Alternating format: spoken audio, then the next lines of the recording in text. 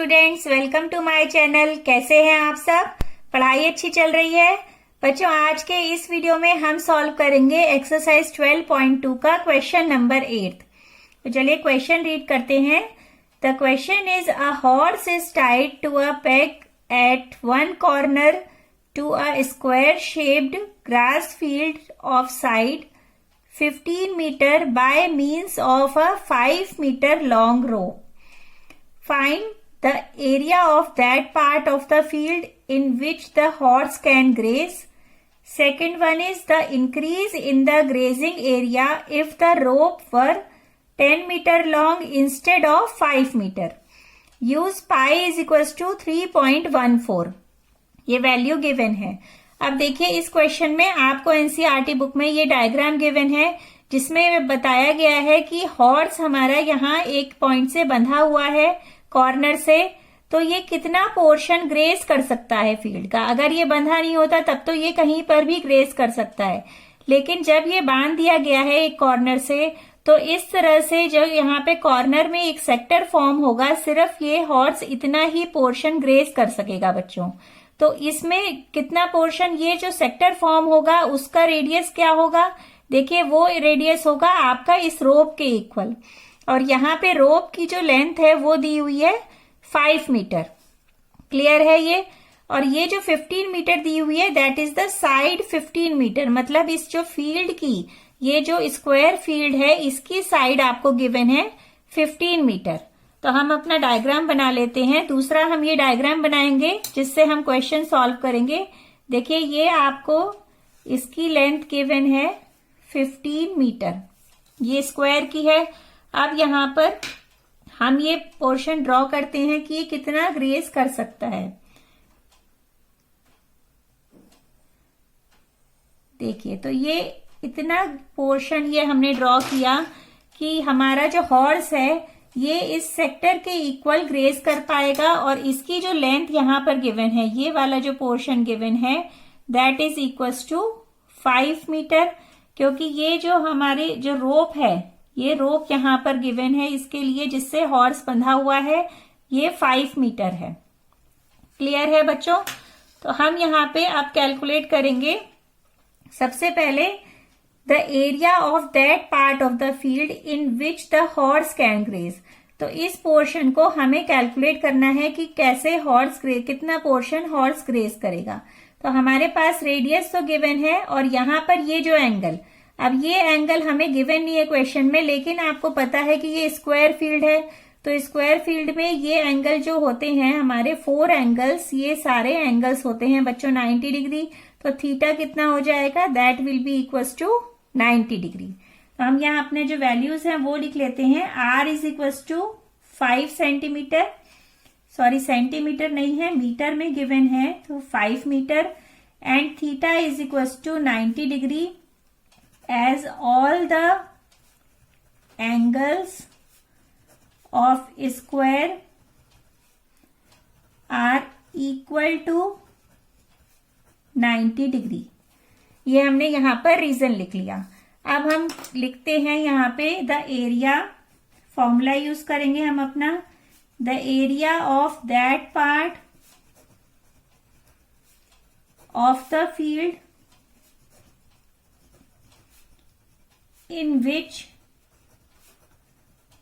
horse can graze, ये किसके equal हो जाएगा? इसके इक्वल हो जाएगा जो ये हमारा सेक्टर फॉर्म हो रहा है। अब ये सेक्टर जो फॉर्म हो रहा है बच्चों, इसको हम दो तरह से समझ सकते हैं कि ये सेक्टर हमारा लाइक क्वाड्रेंट है। जैसे हमारा सर्कल में अगर ये सर्कल होता है और इस सर्कल के अंदर हम इसको 4 इक्वल पार्ट्स में डिवाइड कर देते हैं, तो ये ईच पार्ट ये कहलाता है आपका क्वाड्रेंट ऑफ द सर्कल। और उसमें ये एंगल जो होता है जब हम 4 पार्ट्स में डिवाइड करते हैं तो 90 डिग्री के इक्वल होता है, तो इसलिए ये क्वाड्रेंट होता है। और ये हमारा जो इसका एरिया होता है ये क्या होता है बच्चों? पाई आर स्क्वायर बाय 4। तो ये भी और ये भी सेम है क्योंकि दोनों में थीटा 90 डिग्री है और ये भी क्वाड्रेंट है, तो हम इसको लिख सकते हैं that is equals to quadrant area of the quadrant of the circle. Clear है ये? अब इसमें हम यहां पर अपना फॉर्मूला पुट कर देते हैं, पाई आर स्क्वायर बाय 4,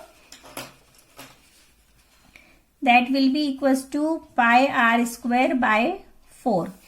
देखिए, अगर आप इसी फॉर्मूले को इससे भी निकालेंगे, जो हमारा एरिया ऑफ सेक्टर का फॉर्मूला होता है, तो अगर हम इफ 90 डिग्री एंगल लेते हैं थीटा, तो एरिया ऑफ सेक्टर क्या आ जाता है? एरिया ऑफ सेक्टर होता है बच्चों theta upon 360 into pi R square. तो यहां पर जब हम 90 पुट करेंगे तो क्या आएगा? 90 upon 360 into pi R square, और इसे हम कट कर देंगे तो हमें पाई आर स्क्वायर बाय 4 ही मिलेगा। तो एरिया ऑफ सेक्टर अगर आप लगाना चाहते हैं तो उससे भी पाई आर स्क्वायर बाय 4 है, और अगर आप इसको कंपेयर कर रहे हैं as a quadrant of circle तो भी हमें पाई आर स्क्वायर बाय 4 ही फॉर्मूला अप्लाई करना होगा।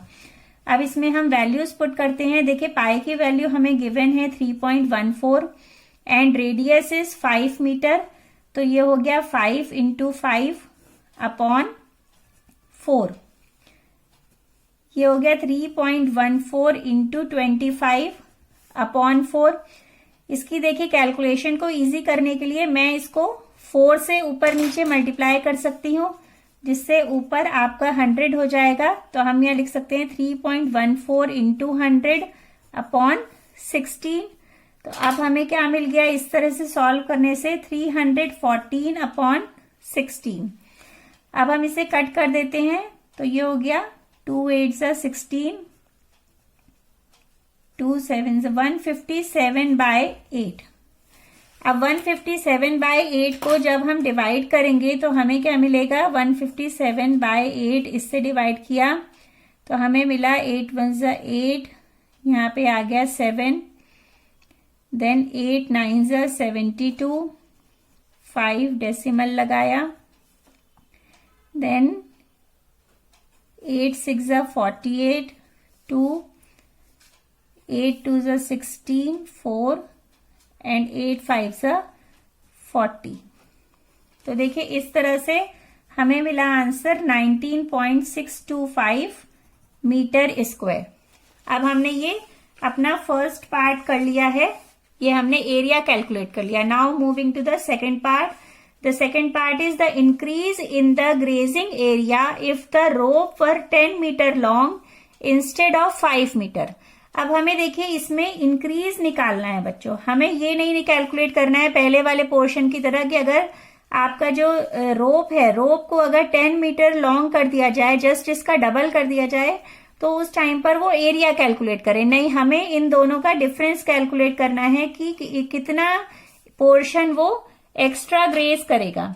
तो वो पोर्शन देखिए हम इसमें ड्रॉ करते हैं।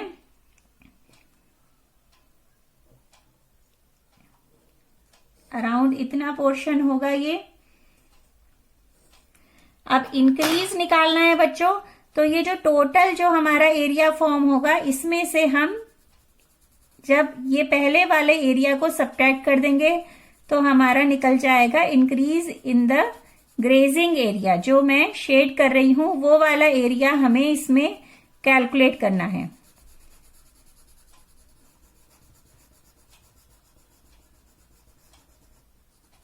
ये देखिए ये वाला एरिया हमें कैलकुलेट करना है। हम इसकी यहां पे नेमिंग कर लेते हैं, ए बी ओ, इसकी कर लेते हैं पी क्यू। अब हम पहले जो आउटर जो एरिया है उसको हम कैलकुलेट करते हैं। For the second part, area of that part of the field which horse can graze at the time of radius 10 metre. अब 10 मीटर अगर रेडियस हो जाएगा तो उस टाइम पर जो हमारा फॉर्मूला है पाई आर स्क्वायर बाय 4, इसमें हम वैल्यूज पुट करेंगे तो क्या आएगा बच्चों? ये हो गया 3.14 इंटू 10 अपॉन 4।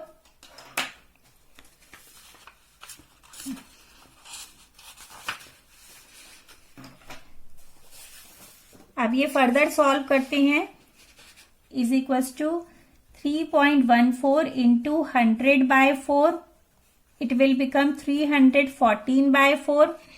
और जब बच्चों इसे हम डिवाइड करेंगे तो हमें मिलेगा यहाँ पे देखिए 4 7 28, 78.5 मीटर स्क्वायर हमें ये वैल्यू मिलेगी जब हम इसको इससे डिवाइड करेंगे। अब हमें कैलकुलेट करना है इंक्रीज इन एरिया, तो हम लिखेंगे यहाँ पे increase in the grazing area is equals to क्या होगा, जो हमारा ये वाला पोर्शन था आउटर पोर्शन, उसमें से हमें जो पहले वाला पोर्शन है उसे माइनस करना होगा। तो हम लिख सकते हैं एरिया ऑफ सेक्टर, ये हमें गिवन है OAB, area of sector OAB minus area of sector OPQ, जो हमने ये वाला पोर्शन कैलकुलेट किया। अब इसमें वैल्यूज पुट कर देते हैं। इस सेक्टर का एरिया किसके इक्वल है, ये है एरिया हमारा, ये 10 मीटर वाला इसके इक्वल है, इसकी वैल्यू है 78.5 माइनस जो हमने फर्स्ट वन कैलकुलेट करी थी दैट इज 19.625। अब इसे हम सब्ट्रैक्ट कर लेते हैं यहां पर बच्चों, 78.5 19.625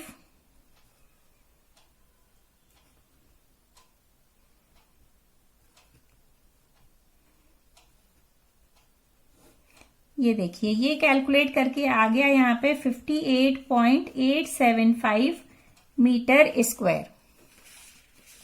सो आई होप ये क्वेश्चन आपको अच्छी तरह समझ में आ गया होगा। अगर समझ में आया हो तो लाइक पर हिट करना ना भूलें और सब्सक्राइब भी कर लें चैनल को। Thank you so much, bye bye.